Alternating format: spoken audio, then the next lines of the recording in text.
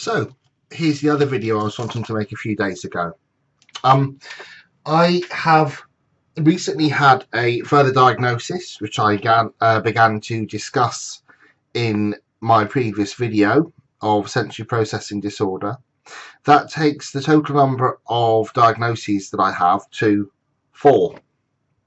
All of these are neurological type diagnoses, and it's starting to feel like quite a few different diagnoses to list, to be honest with you. So I've looked into things a little bit further, and my major reason for coming to the conclusion that I would prefer to identify myself within broader terms is that interestingly, my diagnosis of sensory processing disorder kind of brings things full circle in a way, because I started my set of adult diagnoses with a diagnosis of dyspraxia, which came through an educational psychologist in 2011, and it turns out that dyspraxia can also be identified via the route of sensory processing disorder by an occupational therapist. So I've picked up 2 other diagnoses in the meantime. I picked up the visual stress, which is also known as, good question, Erling syndrome, not the term I was thinking of. There's a complex name for it as well. And the sensory processing disorder and the autism spectrum diagnoses as well a couple of years ago. But things have kind of come back to the same place really via this sensory processing disorder definition. As I explained in the last video, there are three categories to it, and I'm identified as fitting the 2 categories that aren't dyspraxia, but that 3rd category is explained by something that I was diagnosed with at the start. So I looked into things a bit further. I looked a bit more into the sort of explanations and definitions and terminology that human resources department use when they're hiring a diverse workforce. And the term that has come up now a few times is the term of having a neurodivergent profile. And this really encompasses everything along the spectrum, or continuum as I prefer to think of it now, all the way from, say, dyslexia through to autism spectrum disorders, ADHD, attention deficit disorder, some mental health disorders as well, all covered under the same sort of umbrella really. And it means in general terms that, so I'm going to use the word neurotypical, I think, for the first time in this channel. Be ready for that.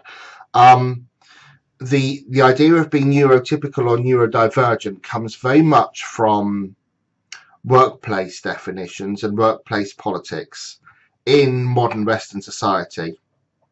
So somebody who is considered neurotypical in this framework is somebody who manages to work within the processes and patterns that already exist in the workforce, whereas somebody neurodivergent doesn't work within the way that work has been defined. I hope that makes sense. So someone neurodivergent needs to come at the working pattern from a different perspective, from a different angle. Therefore not neurotypical, therefore not following the straight line, but having to come at it from the side and finding ways to fit in. I like the term neurodivergent or neurodiverse because it implies that it's not something that needs to be cured or fixed, but it's something that's in flux as well. I would be thrilled to think that there will become a time, as I think I said maybe 2 years ago, where I wouldn't have to consider myself neurodivergent, and that the working patterns will somehow kind of slew a little bit so that it fits most of what your neurotypical person needs, and most of what your neurodiverse person needs, and so we meet each other in the middle, because that's, I feel, is what sort of is expected of neurodiverse people, neurodiverse people as it is. We're expected to meet in the middle, find a few strategies, but also make that little bit of a stretch ourselves. That's fine. That I can understand.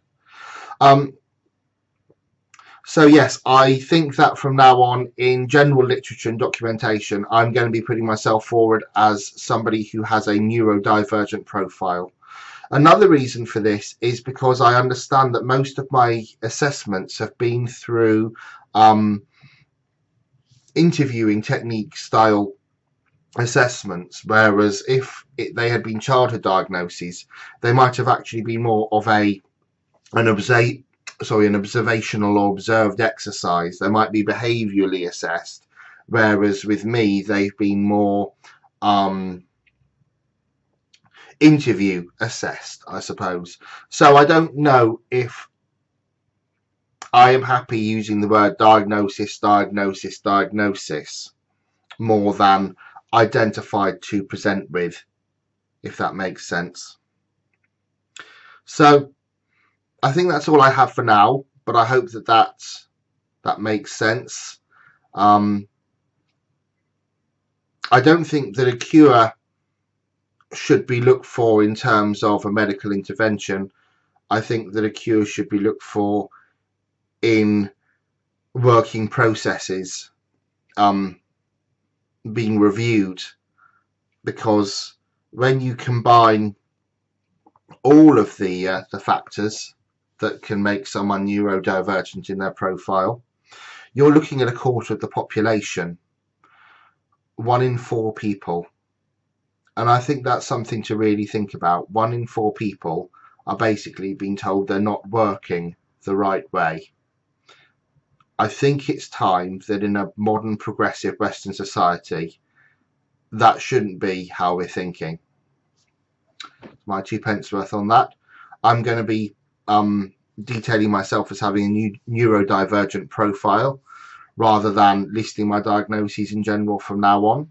And yeah, I think that's something to be celebrated. I think I'm feeling positive about that step. Okay, speak to you all soon. Bye.